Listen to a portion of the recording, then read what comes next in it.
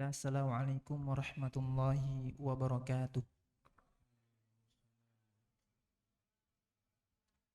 Innal hamdalillah nahmaduhu wa nasta'inuhu wa nastaghfiruh wa na'udzu billahi min syururi anfusina wa min sayyiati a'malina.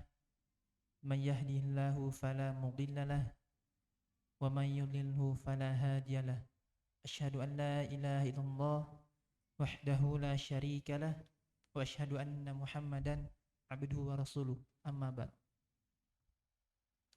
Alhamdulillah, segala puji bagi Allah, berkat rahmat dan hidayahnya sehingga kita masih bisa bersama-sama berkumpul dalam rangka menuntut ilmu. Semoga Allah berikan ilmu yang berkah dan niat yang ikhlas untuk kita semua. Amin. Alhamdulillah, kita hari ini kedatangan tamu, itu ada Ustadz Randy Rustandi, ya, di mana beliau akan memberikan beberapa penjelasan terkait ilmu Al-Quran. Semoga kita semua bisa mendapatkan faedah dari apa yang telah beliau sampaikan.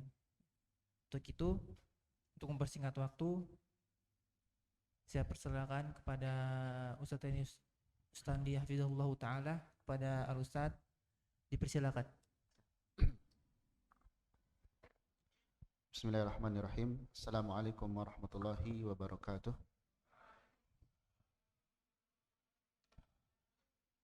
Alhamdulillahirabbil alamin.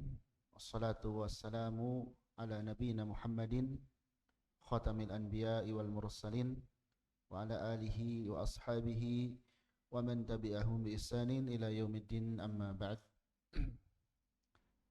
Para talib dan talibah Ma'had Al-Amanah yang mudah-mudahan dirahmati Allah Subhanahu wa taala. Alhamdulillah, pada sore hari ini kita bisa berkumpul di masjid ini untuk bersama-sama mempelajari sebagian dari ilmu agama kita. Mempelajari ilmu yang berkaitan dengan Al-Qur'an.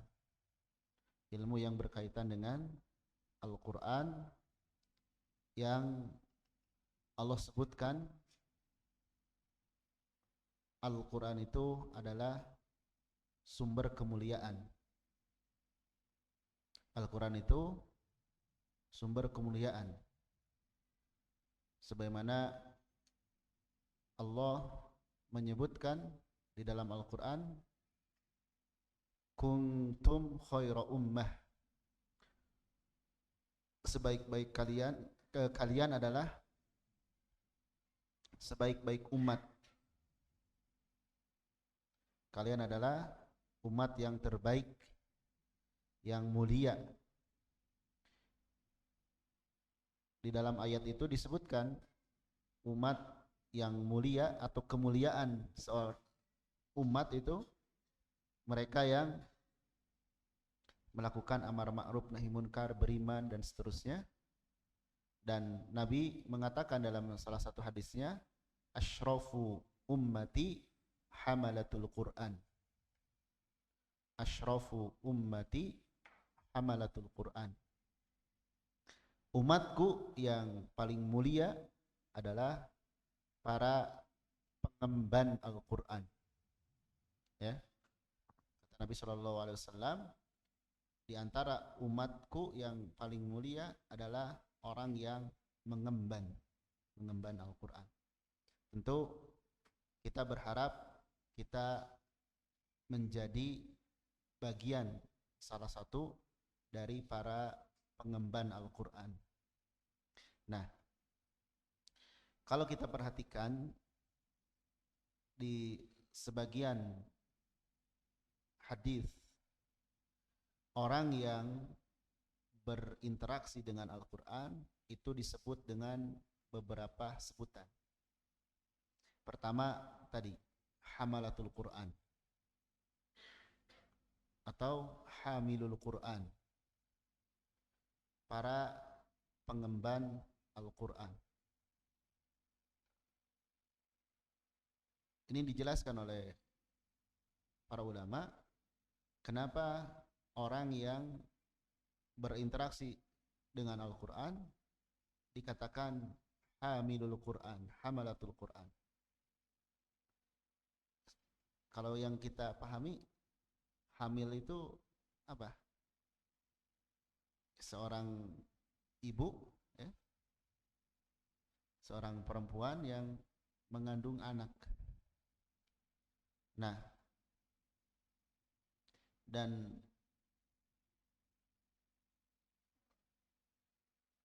kondisi ini saya akan jelaskan kenapa disebut hamalatul Quran. Saya akan ceritakan dulu tentang penggunaan kata hamalatul Quran atau hamilul Quran, karena nanti ada hubungannya, dan ini mudah-mudahan jadi renungan juga bagi kita. Perlu diketahui ya, seorang perempuan yang mengandung itu Allah sebutkan dalam keadaan wahnan ala wahnin, lemah di atas kelemahan, sangat lemah. Dan ini diantara sebab seorang anak harus berbakti kepada orang tua.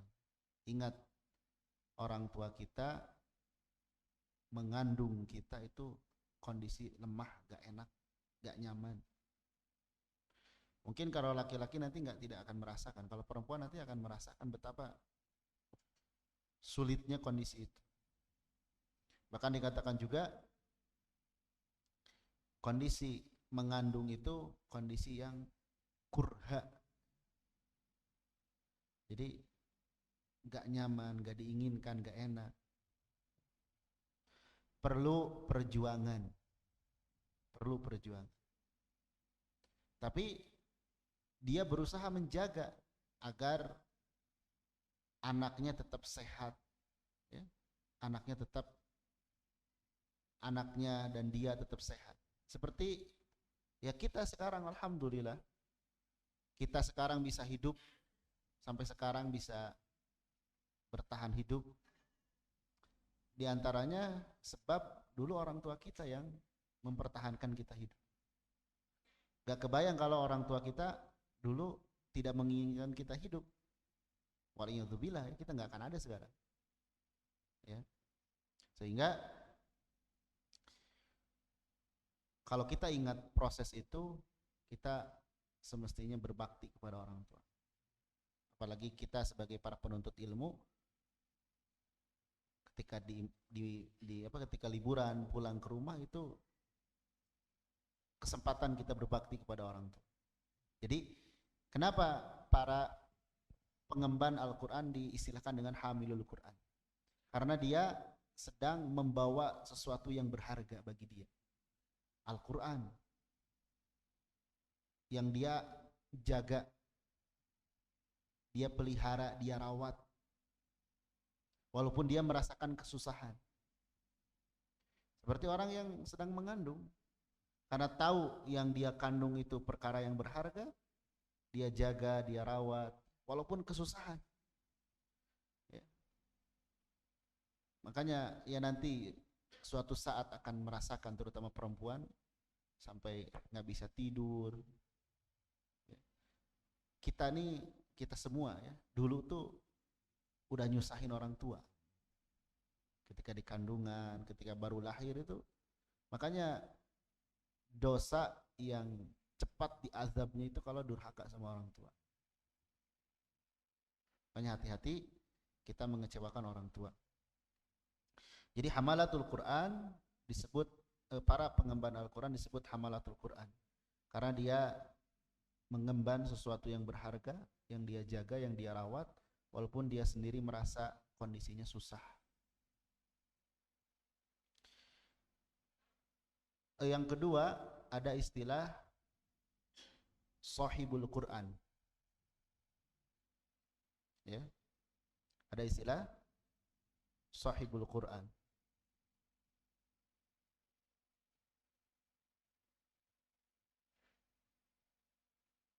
Kalau istilah kita, sahib itu apa? Teman. yang terus-terus berbarengan, sahib, ya. Dan ini ada dalam hadis juga. Nabi SAW menyatakan, Iqra'ul Qur'an fa innahu ya'ti yaumal qiyamah syafi'an li ashabihi. Bacalah Al-Quran, karena Al-Quran kelak akan datang pada hari kiamat sebagai pembela bagi sahibnya. Dan kita tahu, ya, hari kiamat itu pasti, akhirat itu dekat dengan kita. Dan kondisi di akhirat itu kondisi yang mencekam, menyeramkan. Kondisi menyeramkan. Dari mana kita tahu? Dari dalil yang dijelaskan baik di Al-Quran maupun dalam hadis. Sampai-sampai la yatakallamuna illa man adina lahur rahman. Gak ada yang bisa ngomong nanti. Bahkan kaki pun tidak bisa bergeser, saking mencekamnya hari kiamat. Karena kita akan disidang oleh Allah. Pada kondisi seperti itu, kita butuh penolong. Kita butuh yang membela kita. Dan di antara sebab yang bisa membela kita adalah Al-Quran. Dan tadi dikatakan, Al-Quran itu akan datang sebagai pembela bagi sahibnya. Kalau bukan sahibnya, enggak. Kalau bukan sahibnya, enggak akan dibela oleh Al-Quran. Dan kita butuh saat itu. Mirip di dunia, kalau orang di pengadilan butuh apa? Pengacara. Makanya sebagian ulama mengatakan Al-Quran itu sebaik-baik pemberi penolong nanti di akhirat. Dalam hadis yang lain, Al-Quran dan saum akan datang kepada ahlinya. Sampai Al-Quran mengatakan, ya Allah, dulu aku telah membuat orang ini bergadang karenaku. Dan di sini menunjukkan bergadang karena menghafal Al-Quran, membaca Al-Quran, itu akan menjadikan Al-Quran mau menolong kita nanti.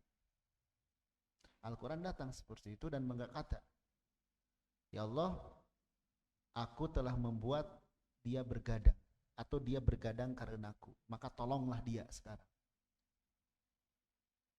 Itu sahib Al-Quran. Lantas siapa sahib Al-Quran? Sahib Al-Quran itu adalah orang yang terus-terus membersamai Al-Quran, baik dengan membacanya dan mengamalkannya. Itu sahib namanya.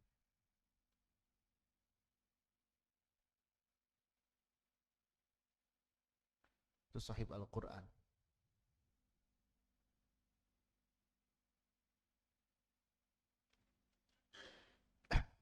Ya, kita aja di dunia, ya, ada orang yang ngaku sahabat kita, tapi nggak bersama, nggak saling bantu dan sebagainya, bukan sahabat namanya.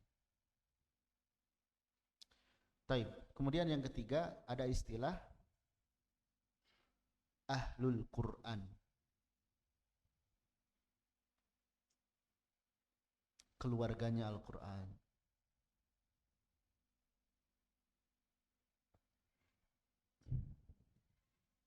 Ini ada hadis juga, bahwasanya kata Nabi SAW, Allah memiliki keluarga di atas bumi dari kalangan manusia. Kata para sahabat, siapa mereka ya Rasulullah? Siapakah orang yang termasuk keluarga Allah itu? Kata Nabi, keluarga Allah adalah Ahlul Quran, khosotuh, dan orang-orang teristimewanya. Kenapa? disebut ahlul Quran, keluarga Al-Quran, itu keluarga Allah, karena dia lebih mementingkan Al-Quran daripada selain, maka disebut ahlu. Dia lebih mementingkan Al-Quran daripada selainnya. Dan itu kepada keluarga kita seperti itu. Coba seandainya ada berita, ini seandainya ya, maksudnya ini perumpamaan aja. Ini perumpamaan. Misalnya ada rombongan pesawat pulang haji, dan di pesawat itu ada presiden, ada pejabat misalnya, dan ada keluarga kita. Kemudian qadarullah terjadi sesuatu. Kira-kira yang pertama kali kita tanyakan siapa? Keluarga kita. Gak mungkin kita nanya, nih gimana kabar presiden? Gak mungkin. Pasti nanya ibu atau bapak kita gimana. Karena apa? Itu keluarga kita. Dan keumumannya keluarga itu adalah orang-orang yang kita lebih pentingkan. Nah, begitupun ahlul Quran. Dia disebut ahlul Quran karena dia mementingkan Al-Quran di atas segalanya. Menganggap lebih penting daripada segalanya. Nah, itu sebutan-sebutan yang ada di beberapa hadis. Disebut hamalatul Quran, disebut juga apa? Sahibul Quran, disebut juga ahlul Quran. Tinggal kita masuk ke bagian yang mana, ya, masuk ke bagian yang mana. Dan kita harapkan atau kita berusaha menjadi ketiga-tiganya. Baik. Kemudian pembahasan selanjutnya, karena waktu kita terbatas, kita bahas 2 poin lagi.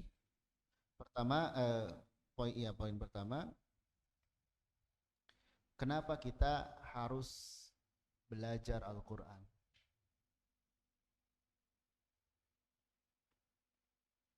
Kenapa kita harus belajar Al-Quran? Belajar baca ataupun menghafal. Kenapa?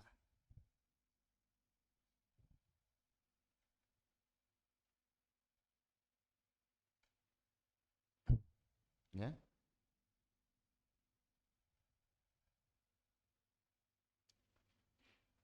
Yang pertama, ini alasannya ya. Karena kita semua terlahir dalam keadaan bodoh, tidak tahu apa-apa.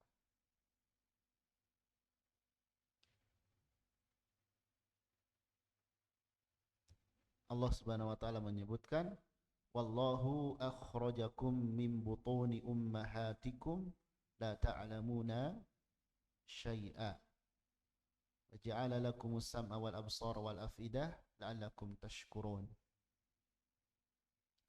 Allah Subhanahu wa taala mengeluarkan kalian manusia dari perut ibu kalian itu dalam keadaan tidak tahu apa-apa. Kita ini lahir enggak tahu apa-apa. Makanya kata para sahabat, ya, tidak ada manusia yang terlahir aliman dalam keadaan berilmu, enggak ada. Enggak ada. Kita dan Imam Syafi'i pas lahir itu sama. Tapi kenapa? di kemudian hari sampai sekarang nama Al-Imam Asy-Syafi'i harum. Beliau jadi ulama karena tergantung bagaimana mengisi kehidupan. Kita sama, lahir nggak tahu apa-apa. Bahkan kita sama dibekali pendengaran, penglihatan dan akal. Nah, yang membedakan kita dengan para ulama atau yang membedakan kita sesama nanti suatu saat tergantung bagaimana kita menggunakan bekal itu. Kita pergunakan nggak pendengaran kita untuk mendengarkan ilmu, penglihatan kita untuk melihat ilmu, akal kita untuk berpikir menghafal ilmu. Kalau kita menggunakan itu semua, maka kita akan mendapatkan hal yang mulia. Ya. Jadi kita nggak tahu apa-apa. Dan jangan ridho dengan ketidaktahuan. Saya mah nggak apa-apa, nggak apa juga dah. Jangan gitu. Seorang muslim itu kata Allah dalam Al-Quran, wa fi dzalika falyatanafasil tanafus, untuk hal yang baik, untuk surga, untuk kemuliaan itu tanafus, berlomba, bukan perkara dunia berlomba. Coba lihat perkara dunia, olahraga atau apa, orang mati-matian olahraga, persiapan ingin apa? Juara. Tapi perkara akhirat kadang sekedarnya. Nah, itu cara pandang yang keliru, yang salah. Mestinya tanafus, berlomba itu untuk akhirat. Berlomba itu untuk akhirat. Dan bedanya kalau berlomba untuk akhirat, yang jadi saingan itu bukan orang lain, tapi diri sendiri, hawa nafsu kita. Ya. Itu kita terlahir dalam keadaan tidak tahu apa-apa. Tapi jangan ridho kita tetap tidak tahu, jangan. Itu yang pertama. Kenapa kita harus belajar dan menghafal? Karena kita bodoh, nggak tahu apa-apa. Yang kedua,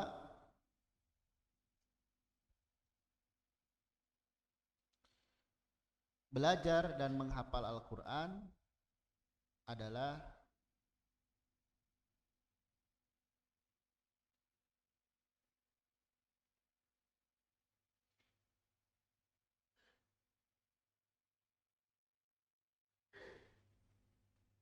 bukti kecintaan kita kepada Allah dan Rasulnya.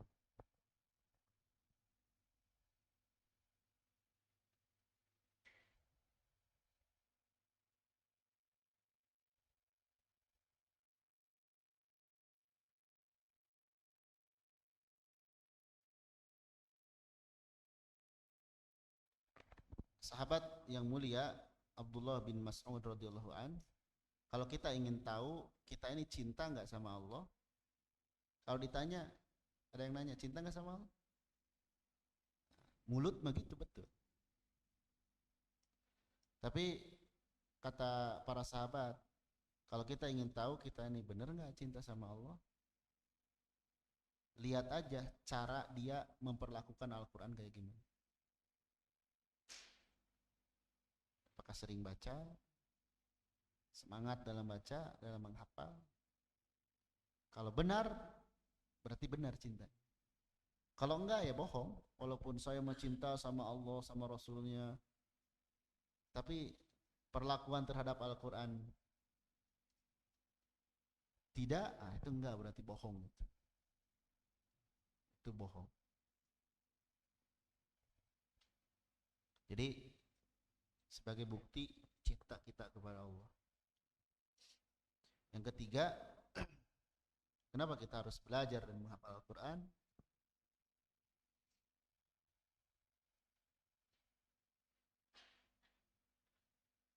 Merupakan karena merupakan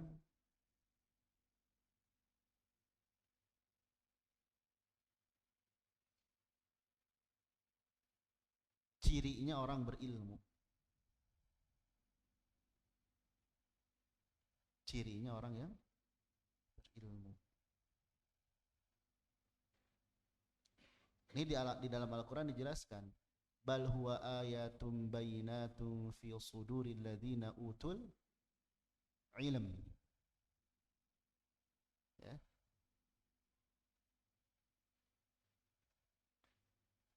Al-Quran itu adalah ayat-ayat yang jelas yang ada di dalam dadanya, hatinya orang berilmu. Sehingga kata para ulama, di antara ciri seorang itu berilmu, di antara cirinya di dalam hatinya ada Al-Quran. Bahkan di dalam hadis riwayat Imam Muslim, ada seorang sahabat yang mengatakan, a'lamuna ahfazuna, yang paling dikenal di kalangan kami sebagai seorang berilmu itu yang paling bagus hafalan. Itu dulu kata para sahabat. Di antaranya ya. Terus kata Al-Imam Ibnu Jazai rahimahullah, fa innal insana, sesungguhnya manusia itu, sesungguhnya manusia itu tidak mulia illa bima yahfazuhu wa ya'lamu, kecuali dengan yang dia hafal dan yang dia ketahui. Sungguh tidak mulia manusia itu kecuali dengan yang dia hafal dan yang dia ketahui.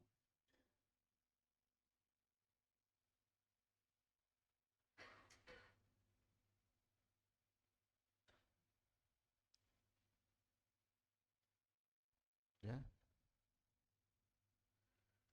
Kemudian tentu tidak cukup ya menghafal, harus dibarengi dengan amal. Harus dibarengi dengan apa? Amal, harus diamalkan. Ada seorang tabi'in ya, yang bernama Abu Abdirrahman As-Sulami rahimahullah. Ada seorang tabi'in yang bernama Abu Abdirrahman As-Sulami rahimahullah. Beliau seorang tabi'in yang luar biasa semangatnya dalam belajar dan mengajar Al-Quran. Beliau mengajar Al-Quran itu hampir 40 tahun. Jadi beliau mengajar Al-Quran sampai wafat itu hampir 40 tahun. Lama gitu. Dan beliau juga belajar lama juga. Terus ada yang bertanya, apa yang membuatmu termotivasi, membuatmu semangat seperti itu, ngajar sampai puluhan tahun, belajar juga sama? Maka kata beliau, yang membuatku semangat adalah hadis khairukum man ta'allamal Qur'an wa 'allamah. Sebaik-baik kalian adalah yang belajar dan mengajar Al-Qur'an. Jadi keutamaan berikutnya, alasan berikutnya karena kita ingin meraih banyak kemuliaan. Meraih banyak kemuliaan di dunia dan di akhirat. Dan itu diizinkan kita ingin meraih kemuliaan dengan Al-Quran. Ada kisah dari Abu Abdirrahman As-Sulami rahimahullah. Beliau mengajar Al-Quran. Kalau ada orang yang khatam dengan beliau, beres, beliau menepuk orang itu. Kata beliau, sungguh aku tidak melihat, aku tidak tahu ada orang yang lebih mulia daripadamu. Jadi kalau ada muridnya yang khatam, yang beres, beliau sampaikan, sungguh aku tidak tahu ada orang yang lebih mulia daripada jika engkau mengamalkan apa-apa yang kau ketahui. Jadi kemuliaan itu bukan hanya dengan pengetahuan, dengan hafalan, tapi dengan pengamalan. Dengan pengamalan. Kemuliaan itu jumlahnya tidak terhingga. Banyak hadis-hadis yang menjelaskan itu. Seperti nanti di akhirat kita dimuliakan, orang tua kita sampai kaget. Ketika orang tua diberikan mahkota kemuliaan, kaget, ini kok bisa? Kenapa? Kemudian dikatakan, ya ini karena anakmu ahli Al-Quran. Kita jangankan di akhirat ya, di sekolah aja atau di sini pas pembagian raport misalkan di semester atau di akhir tahun atau nanti kelulusan, antum dikumpulin semua, terus orang tua antum dipanggil dan diberikan hadiah oleh sekolah, oleh pesantren. Itu akan bangga. Terus kata pesantren, ibu atau bapak, ini hadiah. Terus kata orang tua itu, kok kenapa saya diberi hadiah? Kata pihak pesantren, anakmu yang berprestasi. Itu orang tua pasti bahagia sekali. Dan itu amal soleh, kita membahagiakan orang tua. Apalagi nanti di akhirat. Dan yang memanggil serta yang mengumumkan itu bukan manusia, Allah Subhanahu wa taala. Itu bakti kita yang tertinggi kepada orang tua. Memuliakan orang tua kita di akhirat. Bukan hanya kita yang mulia, tapi orang tua. Kan kadang kalau ditanya, kamu cita-citamu apa? Mau berbakti sama orang tua. Banyak yang ngomong seperti itu. Ya kalau mau berbakti kepada orang tua, diantara caranya solehkan diri kita, solehahkan diri kita, dan diantara sebabnya tadi jadilah ahli Al-Quran yang baik. Ya. Nah, itu diantara alasan-alasan kenapa kita harus belajar dan menghafal, karena di dalamnya banyak keutamaan-keutamaan. Baik. Sekarang beralih ke poin baru, bagaimana cara belajar Al-Quran. Cara belajar, cara menghafal, ya.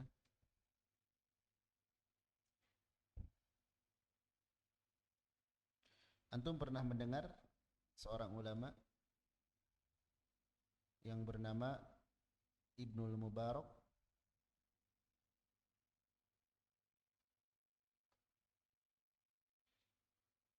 Ada yang pernah tahu? Pernah mendengar?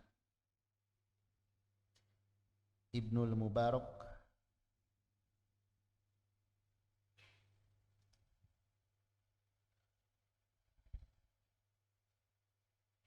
Barusan nih mendengar. Al-Imam Abdullah Ibnul Mubarak. Ahli apa beliau? Beliau pakar di bidang apa? Hah? Di bidang hadis.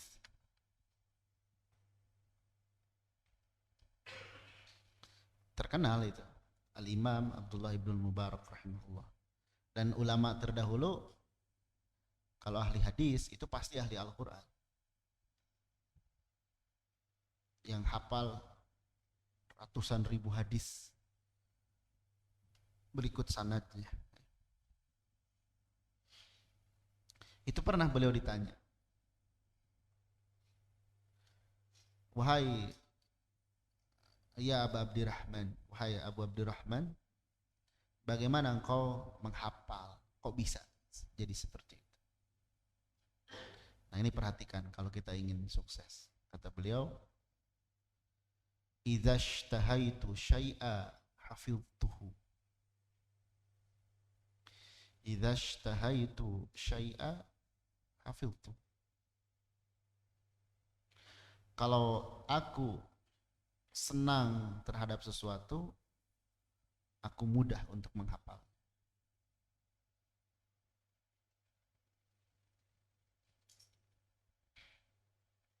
Kalau aku sudah senang terhadap sesuatu, aku akan mudah menghafal.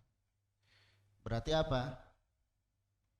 Buat dulu diri kita senang dalam menghafal. Bagaimana supaya senang? Ingat tadi keutamaan-keutamaan. Satu ayat yang kita baca itu nanti pahalanya lebih dari barang-barang mewah. Nabi menyebutkan satu ayat yang dibaca itu lebih berharga daripada 2 unta merah. 2 unta merah tuh 1 miliar. Itu lebih berharga dari itu. Atau baca Al-Quran itu lebih berharga daripada dunia. Gak ada apa-apanya dunia. Ya, agar kita cinta. Gak ada apa-apanya dibandingin dengan dunia. Dan bukan bandingannya. Karena kita membandingkan sesuatu yang mulia dengan yang hina. Jadi tanamkan dulu kecintaan. Tanamkan dulu apa? Cinta. Kemudian yang kedua,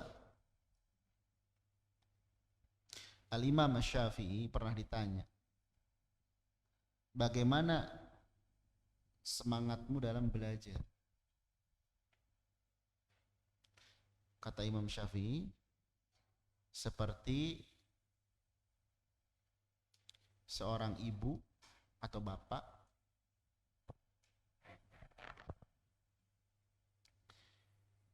yang sedang yang kehilangan anak satu-satunya.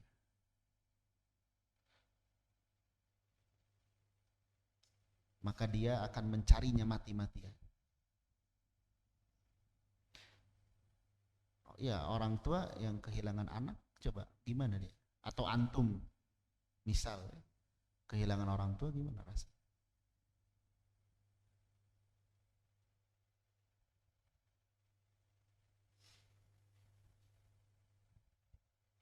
Tapi akan dicari kalau kita cinta. Makanya cinta dulu tadi.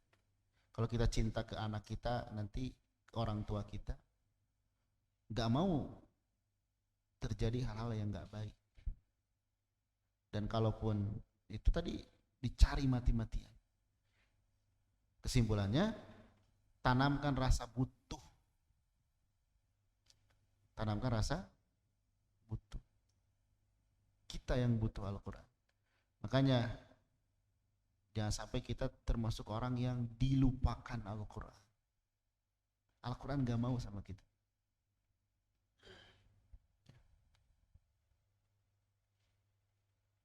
Itu cara belajar. Kita cintai, kita rasa butuh.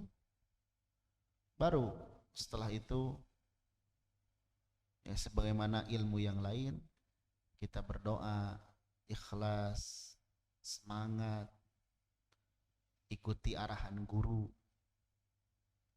sabar. Nanti dengan hal-hal seperti itu kita akan dimudahkan biidznillah. Tapi kalau hal-hal yang barusan itu enggak ada, jangan harap. Jangan harap. Dan ini hampir semuanya berkaitan dengan amalan hati. Sehingga kita harus banyak merenung hal itu. Agar timbul kesadaran dalam jiwa kita. Karena beda orang yang melakukan sesuatu atas dasar kesadaran dengan yang dipaksa. Walaupun tidak mengapa, kadang kita ini harus memaksa diri.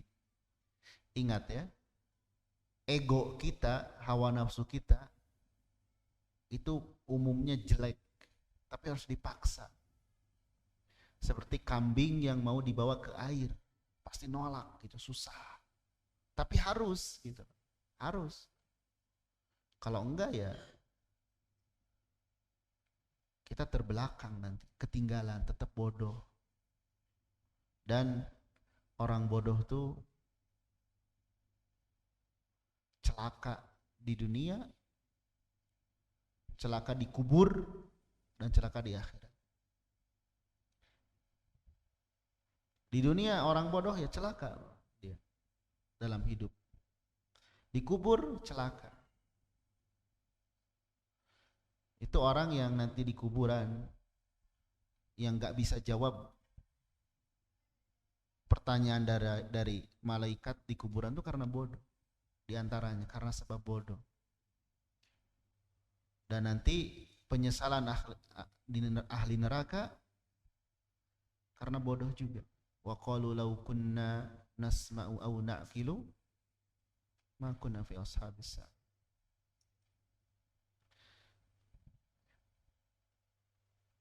Taib, mungkin segitu ya bisa disampaikan pada kesempatan ini. Mudah-mudahan yang sedikit bermanfaat dan bisa diamalkan, dan mudah-mudahan Allah Subhanahu wa taala membimbing kita, berikan hidayah taufik kepada kita agar dimudahkan dalam mempelajari agama kita dan mengamalkannya.